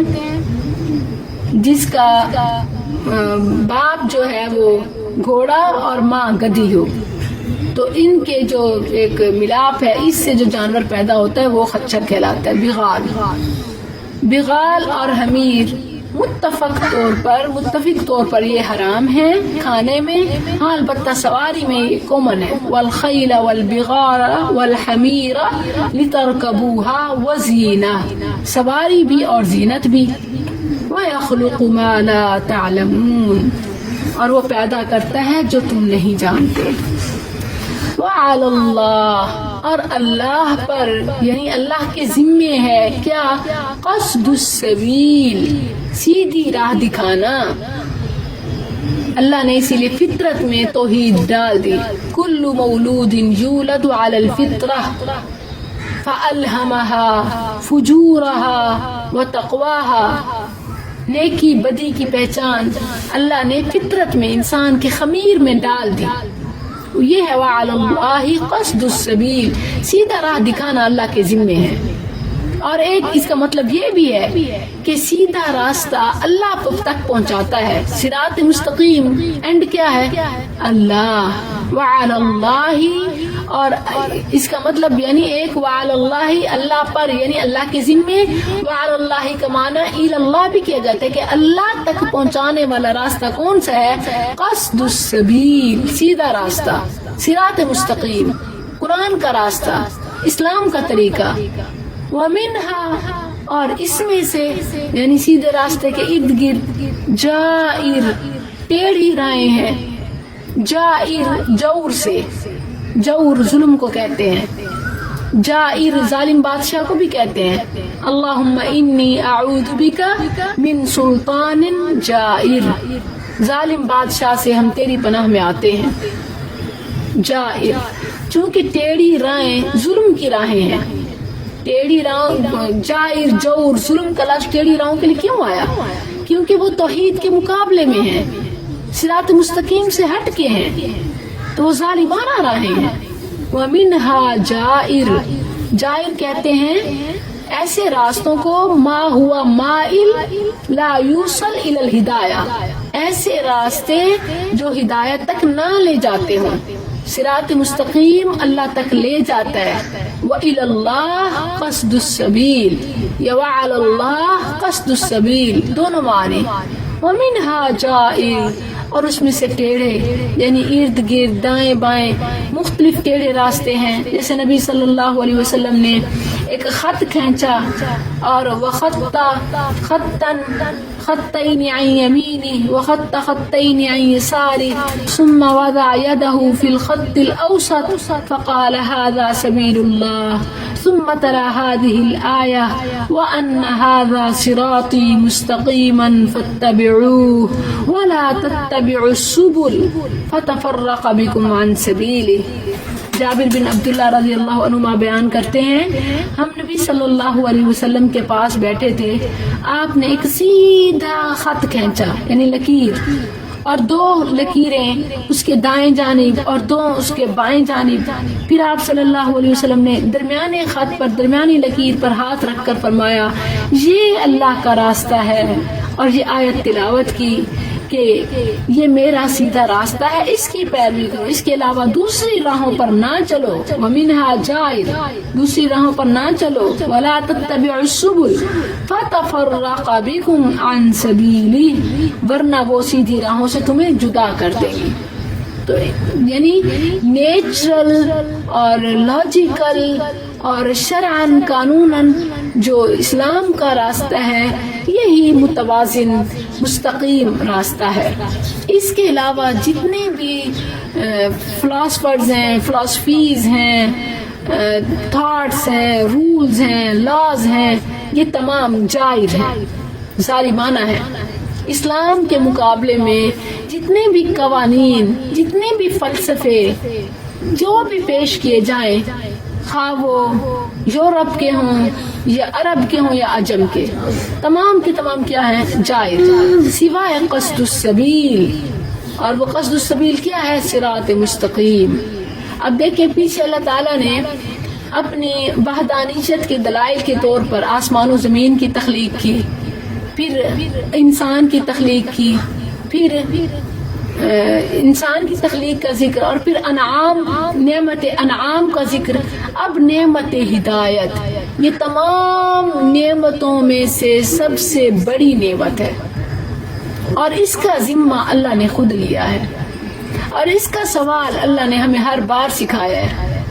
ایاک نعبد و ایاک نستعین اہدنا الصراط المستقیم اہدنا الصراط. اس کا سوال یہ بہت اہم ہے. یہ نعمت سب سے بڑی نہیں، یہ نعمت ہے تو سب نعمتیں ہیں، یہ نعمت نہیں تو سب نعمتیں زحمت بن جاتی ہیں. وعلى الله قصد السبيل ومنها جائر ولو شاء، اور اگر وہ چاہتا، لہداکم اجمعین، البتہ وہ تم سب کو ہدایت دیتا.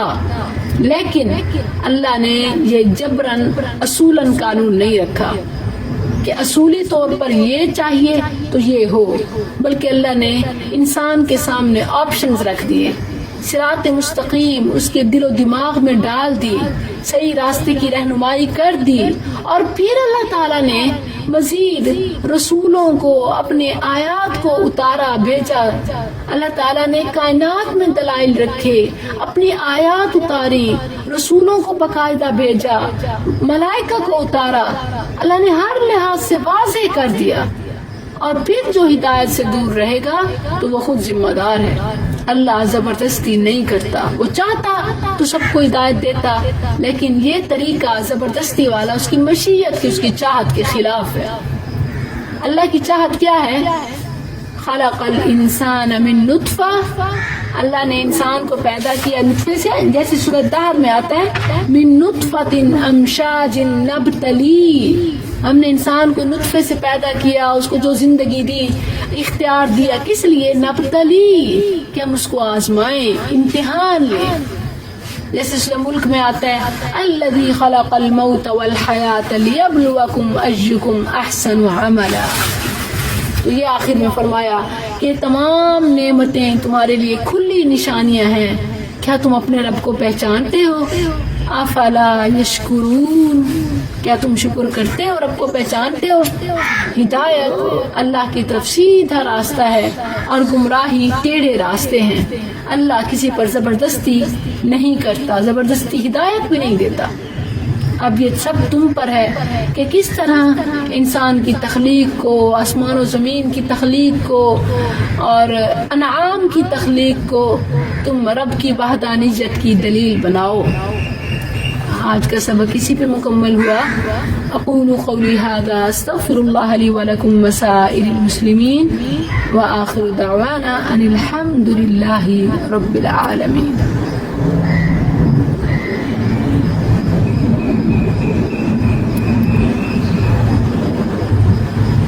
السلام علیکم ورحمۃ اللہ وبرکاتہ. وعلیکم السلام ورحمۃ اللہ وبرکاتہ. میم میرا نا آپریشن ہوا تھا تو رمضان میں میرے کچھ روزے چھوٹ گئے تھے استفادہ کے قریب، تو بعد میں نے شوال میں رکھے، تو اس کے بعد جب میں شوال کے روزے رکھ رہی تھی تو مجھے پیریڈ ہو گئے، 4 ہی رکھ پائی تھی میں. تو کیا میں کیا کروں؟ ان روزوں میں سے پہلے 6 یہ والے ڈیڈکٹ کروں شوال کے، یا جو آپ دیکھیں نیت جو ہوتی ہے نا، نیت عمل سے پہلے ہوتی ہے. ٹھیک ہے، آپ نے جو شوال کے 4 روزے رکھے ہیں، اللہ اپنی شان کے حساب سے آپ کو اجر دے دے گا، اس کی فضیلت مل جائے گی. آپ فرضی روزے نیت کر کے رکھیں. فرضی روزے تو بغیر نیت کے رمضان میں بھی نہیں ہوتے. جو شوال کے آپ نے روزے رکھے وہ فرضی کنورٹ نہیں ہو سکتے، کاؤنٹ نہیں ہو سکتے. آپ فرضی روزے الگ سے رکھیے. تو شوال کی وجہ سے شادی ہو پائے تھے آپ؟ کوئی بات نہیں، اللہ عز و جل نیتوں کو جاننے والا ہے، محنتوں کو دیکھنے والا ہے اور اپنی شان کے مطابق اجر دے گا.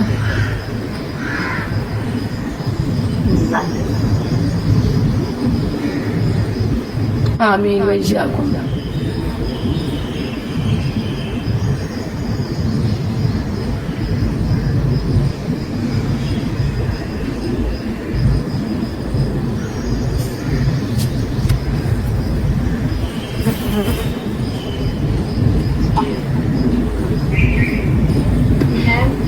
میں نے نا ایک عجیب میرے ذہن میں نا بات چل رہی ہے. السلام علیکم. جی غزالہ.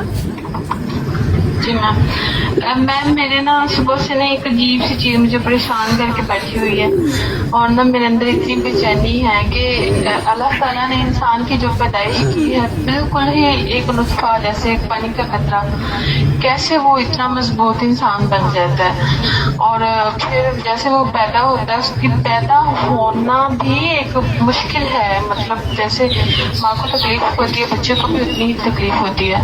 پھر زندگی میں مختلف آزمائشیں اور پھر اس کے بعد پھر اس کی ڈیتھ اور ڈیتھ کے بعد پھر اس کا ڈکلائن، مطلب جیسے قبر میں چلا جاتا ہے پھر اس کا بعد یہ وہ سب کچھ ختم ہو جاتا ہے. مطلب جیسے پہلے بھی کچھ نہیں تھا اور بعد میں بھی کچھ نہیں، مٹی میں پھر مل گیا. وہی جو جسم گوشت بنا تھا وہی گوشت پھر جھڑ گیا، وہی جو جسم کے عذاب بنے تھے وہ پھر جھڑ گئے.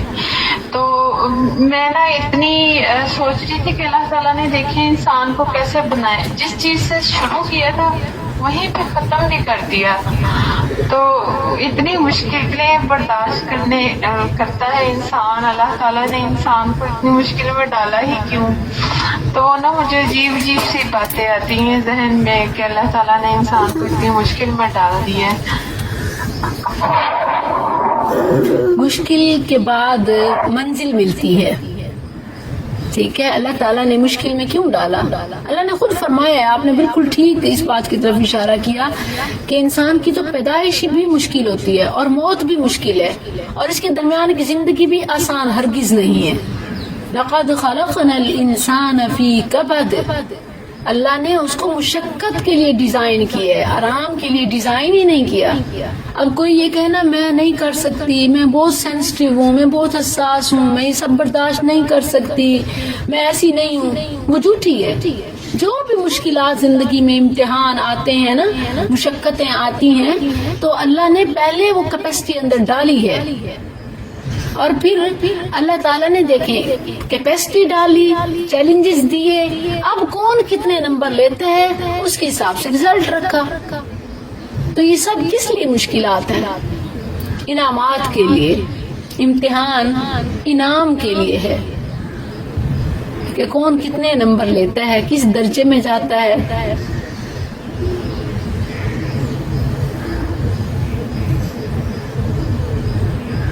میم آج کل نا مجھے نا ایک ہی ہر وقت چیز رہتی ہے، مطلب کہ نا پتہ نہیں اتنی مشکلیں برداشت کرتا ہے انسان، اتنی تکلیف اٹھاتا ہے، پھر موت آ جاتی ہے، موت کے وقت جو تکلیفیں وہ بھی الگ. پتہ نہیں آپ تک کا کیا معاملہ ہوگا. اور کبھی اچھا لگتا ہے کہ چلے ڈیتھ ہو جائے گی تو پھر حساب کتاب جلد ہو جائے گا. ہم اپنے اچھا اس سوچ میں نا، اس سوچ میں جو سب سے مؤثر چیز ہے نا، جو فائدہ دیتی ہے، نا امیدی سے نکالتی ہے، وہ ہے لا الہ الا اللہ محمد الرسول اللہ. عقیدہ توحید کہ یہ کبھی بھی انسان کو خلود فی النار میں نہیں رکھے گا، جہنم میں ہمیشہ کی نہیں ہے، کیونکہ ہم مسلمان ہیں. اور خاص طور پر جو موحد ہے، جس کا عقیدہ توحید ہے، جہنم میں ہمیشہ کی اس پر حرام ہے. اور جب ایک جنت میں داخل ہو گئے تو سارے غم بھول جائیں گے.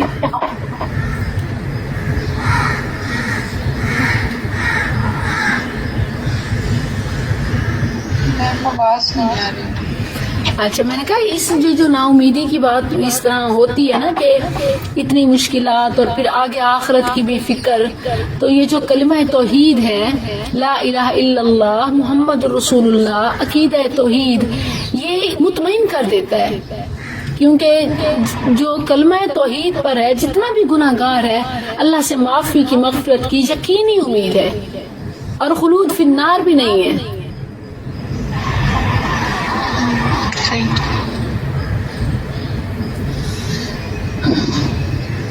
جنت ہمارے ہی لیے ہے انشاءاللہ.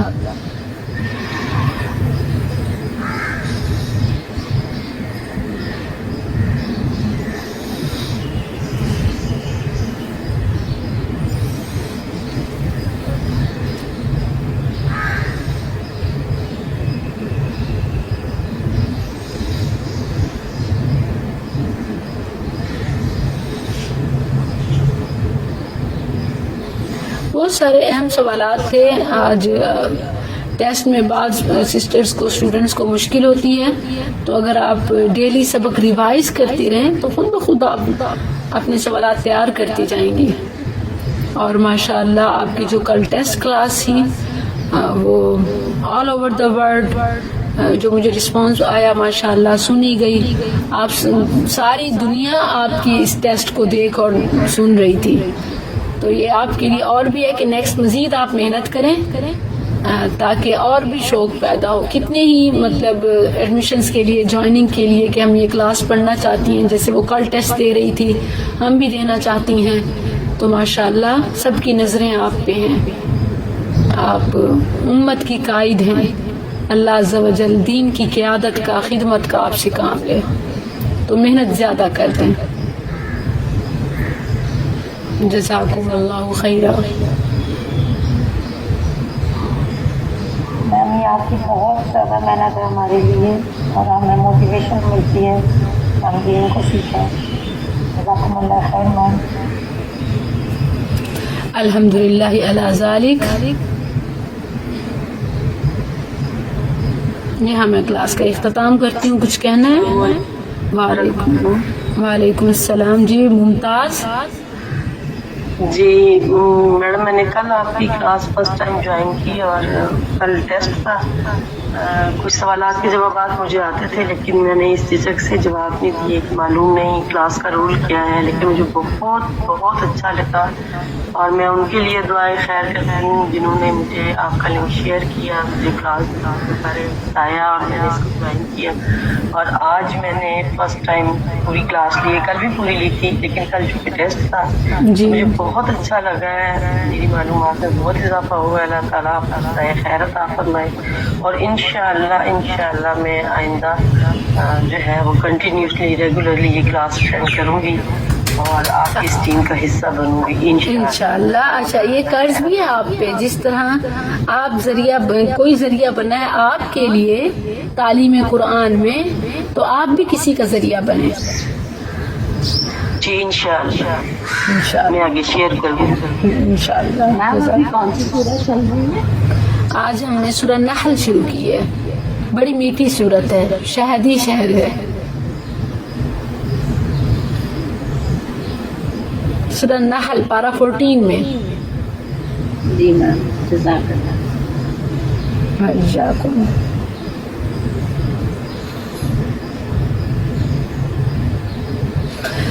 دیکھیں آج کے سبق میں بھی دیکھیں تو عقیدہ توحید، اپنے رب کی پہچان، اس کی عبادت اور اس کی معرفت، اس سے بڑی مٹھاس اور کیا ہو سکتی ہے.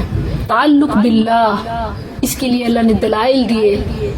زمین و آسمان کی تخلیق، انسان کی تخلیق، انسان کی خدمت کرنے والی مخلوقات کی، انعام کی تخلیق، ان کا ذکر، اور پھر صراط مستقیم ہدایت کی رہنمائی کی بات، اور پھر اس پر انسان کو کہ محنت کرنی ہے.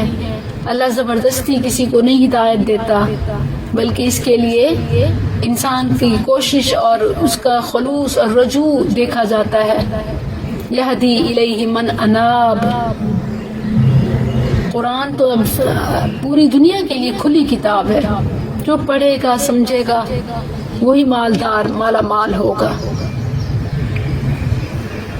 تو اس میں کتنی مٹھاس ہے. ایسے ہی انشاءاللہ مٹھاس کا یہ سفر جاری ہے، خاص طور پر سورہ النحل. جزاکم اللہ خیرہ. اب یہاں کلاس میں مکمل کرتی ہوں، انشاءاللہ کل ملیں گے صبح کی کلاس میں. اقول قولی هذا استغفر الله لي ولكم وسائر المسلمين واخر دعوانا ان الحمد لله رب العالمين. سبحانك اللهم ربنا وبحمدك نشهد ان لا اله الا